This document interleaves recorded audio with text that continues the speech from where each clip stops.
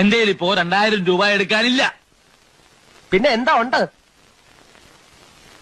നുള്ളിപ്പെറുക്കി അവർ 500 രൂപ കാണും. എന്റെ പട്ടിക്ക് വേണം. മര്യാദക്ക് 2000 രൂപ എന്റെ കയ്യിൽ എണ്ണി തന്നില്ലെങ്കിൽ അതിന്റെ പ്രത്യാഘാതം മേഘം എന്നുള്ളതിന്റെ ഇയാളെന്നെ പഠിപ്പിക്കൊന്നും വേണ്ട. പ്രത്യാഘാതം അത് ഭയങ്കരമായിരിക്കും.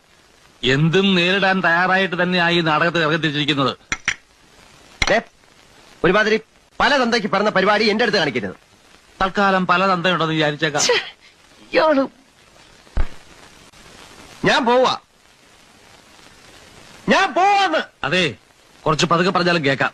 പിന്നെന്താ ഞെട്ടാത്തത്? സാധാരണ ഇത്ര നിസ്സാര കാര്യങ്ങൾക്ക് ഞാൻ ഞെട്ടാറില്ല. ഓഹോ, പിന്നെ ഞാനങ്ങനെ വെറുതെ പോകുന്നൊന്നും വിചാരിക്കണ്ട.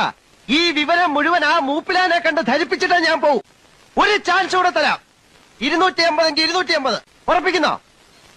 രണ്ടുപേരോടും കൂടെ ചോദിക്കുന്നത്. എടോ, തനിക്ക് നാണമില്ലേണോ?